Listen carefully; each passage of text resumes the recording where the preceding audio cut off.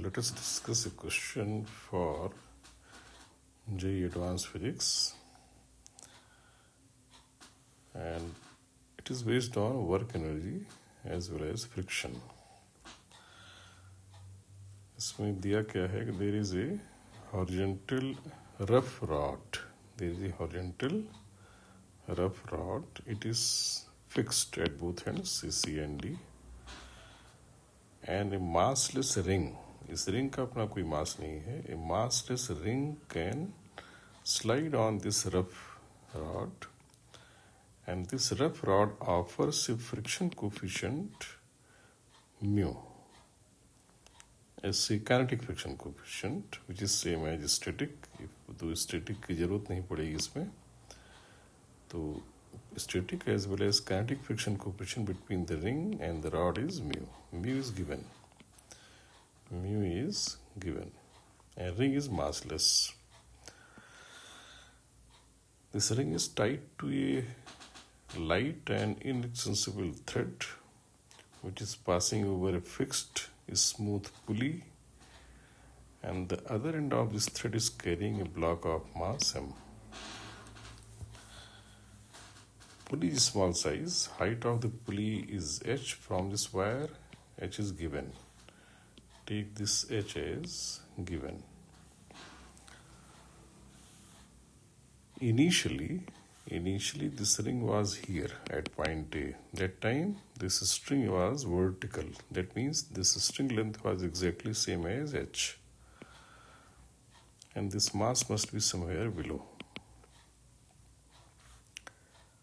From this position a person is to move. This ring was here. A person is moving this ring horizontally on this rod, but slowly. A person applies certain force. The ring was here and it slides this ring slowly. What we have to find? We have to find work done on this ring by that person who is moving the ring slowly from position A to position B. उस आदमी को A से B तक ring को चलाने में slowly कितना work करना पड़ेगा. तो इस वर्क में यू कैन रियलाइज कि उसे जो भी एफर्ट करना पड़ेगा दो पार्ट में जाएगा. That will be work against friction, क्योंकि फ्रिक्शन भी लगेगा, and other part will be work against gravity. तो ग्रेविटी अगेंस्ट वर्क निकालने के लिए हमें ज़्यादा एफर्ट की ज़रूरत नहीं. वी कैन गेट डायरेक्टली, क्योंकि जो रिंग जब पहले यहाँ थी और उसके बाद यहाँ आ गई, दोनों केस में स्ट्रिंग की लेंथ जो पहले h थी अब हो जाएगी h√2. तो जितनी स्ट्रिंग की लेंथ बढ़ेगी उतना ये ब्लॉक उठेगा. तो ब्लॉक उठेगा h√2 माइनस ब्लॉक उठेगा h√2 minus h into weight. इतना ही वर्क अगेंस्ट ग्रेविटी होगा. तो ये पार्ट हम डायरेक्टली निकाल सकते हैं, लेकिन इसको मैंने just for mathematical interest integration से निकाला है. वो पार्ट यहाँ नीचे आया है, mgh√2 minus 1 work against gravity. लेकिन इसका जो टफ पार्ट है वो है वर्क अगेंस्ट फ्रिक्शन. वो विदाउट इंटीग्रेशन निकालना डिफिकल्ट है. तो मेनली हमारा फोकस इसी पर रहेगा, how to get that part. तो in general let us consider position of string in ring in general. जब यहाँ स्ट्रिंग वर्टिकल से एक आर्बिट्री पोजीशन थीटा बना रही है, आर्बिट्री एंगल थीटा बना रही है, उस समय देखा जाए कि हमें कितना फोर्स लगाना पड़ेगा रिंग को चलाने के लिए. क्योंकि रिंग को स्लोली चलाना है, यानी इसमें कोई एक्सेलेरेशन नहीं होना. जब इसमें एक्सेलेरेशन नहीं होना है कि जो ब्लॉक स्लोली उठेगा, इसमें भी हम एक्सेलेरेशन नहीं मानेंगे, तो ब्लॉक का जो वेट है वही हमेशा टेंशन होगा. ये की पॉइंट है. क्योंकि इसको हम स्लोली चला रहे हैं, यहाँ कोई एक्सेलेरेशन नहीं, तो यहाँ कोई एक्सेलेरेशन नहीं, but there will be displacement, but slowly. So we can assume that it is moving always in equilibrium, but moving with negligible velocity. So it is possible to have net force close to zero and still there is some velocity. तो tension हमेशा इसमें mg के बराबर रहेगा, तो यहाँ tension हमेशा mg के बराबर लेंगे। तो अगर रिंग का मैं फिर वाई डायग्राम दिखाता हूँ तो रिंग पर एक टेंशन ये आएगा, इस टेंशन का जो हॉरिजॉन्टल कंपोनेंट होगा लेफ्ट में उतना हमें P लगाना पड़ेगा, और लेफ्ट में एक फोर्स और आएगा that will be friction. Friction कितना होगा, इसका जो नॉर्मल रिएक्शन है टेंशन की वजह से एक नॉर्मल रिएक्शन आएगा that into mu. Normal reaction होगा टी कॉस थीटा, तो T cos theta into mu, ये तो फ्रिक्शन फोर्स होगा, हमें पी इतना भी लगाना पड़ेगा।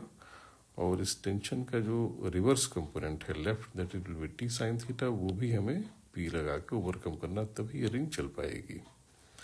तो रिंग को चलाने के लिए हमें इन दो फोर्सेस को ओवरकम करना है, तो और P must be at least this much. अच्छा, this length is say x, then x can be written as S tan theta. इसको इसलिए लिखना जरूरी है कि इसी में जो थोड़ा सा चेंज होगा वही इसका डिस्प्लेसमेंट होगा, उसे dx कहा जाए। तो p इंटू dx थोड़ा सा वर्क होगा, and that work now we are going to compute. तो इंटीग्रल p dx हमें करना है a पोजीशन से b तक जाने में। x को इस टेन थीटा लिख दिया, p को ये पूरा एक्सप्रेशन यहाँ रिप्लेस कर दिया, और dx x को जब एच टेन थीटा लिखेंगे तो dx को h sec square D theta लिखा सकता है, डेरिवेटिव से आ जाएगा dx बाई डी थीटा हो जाएगा एच टेन स्क्वायर थीटा, फिर डी थीटा को राइट पे ले लेंगे। ये इसलिए जरूरी है, otherwise we cannot integrate. तो dx दोनों जगह हम थीटा के टर्म्स में रिप्लेस कर देंगे, तो वर्क का फाइनली ये एक्सप्रेशन बन जाएगा mu M G cos theta into H sec square D theta, और यहाँ ये एक्सप्रेशन बन जाएगा। तो मेरा मेन फोकस है वर्क अगेंस्ट फ्रिक्शन, ये फ्रिक्शन के अगेंस्ट वर्क होगा अगर ये इंटीग्रेट कर लेंगे। इस सिंबल मैंने डब्ल्यू एफ दे दिया है, और ये है वर्क अगेंस्ट ग्रेविटी। तो पहले वर्क अगेंस्ट फ्रिक्शन निकालते हैं। तो वर्क अगेंस्ट फ्रिक्शन में इसी एक्सप्रेशन को दोबारा यहाँ देखते हैं, इसको इसका इंटीग्रेशन, मतलब जी इसके लिए we are proceeding for integration. तो cos theta sec square theta can be written as simply sec theta, cos into sec हो जाएगा 1, एच रीअरेंज करके ऐसे लिख लिया। सेक थीटा का इंटीग्रल होता है log base e sec theta plus tan theta. ये क्वेश्चन में दिया भी जा सकता है, आजकल कई बार दे देते हैं रिजल्ट को, यह हमें याद रहना चाहिए।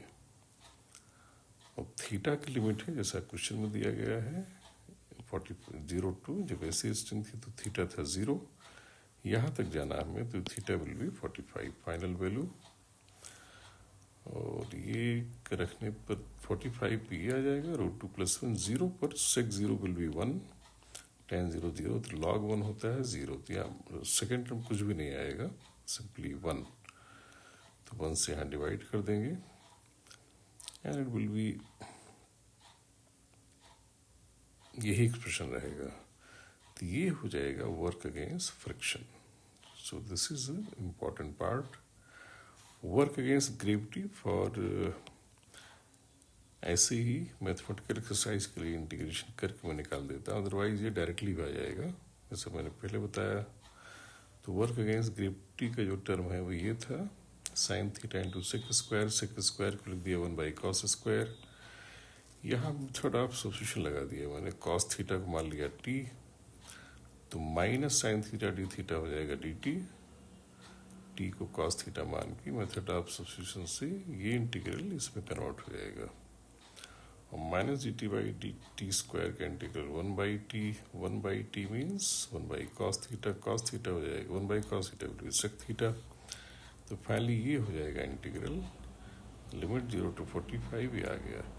इसको मैंने डायरेक्टली पहले ही बता दिया था, विदाउट इंटीग्रेशन ये पार्ट निकाला जा सकता है, क्योंकि ब्लॉक की हाइट जितनी चेंज हो उससे mg मल्टीप्लाई कर देंगे, पोटेंशियल आ जाएगी, चेंज आ जाएगा, जो मैंने पहले बता दिया था। राइट, मेन था इसमें फ्रिक्शन के अगेंस्ट वर्क निकालना, और फ्रिक्शन के अगेंस्ट वर्क निकालने में फ्रिक्शन फोर्स को आइडेंटिफाई करना, अब वो होगा mu into normal reaction. Normal reaction कहाँ से आएगा? इस टेंशन के वर्टिकल कंपोनेंट से।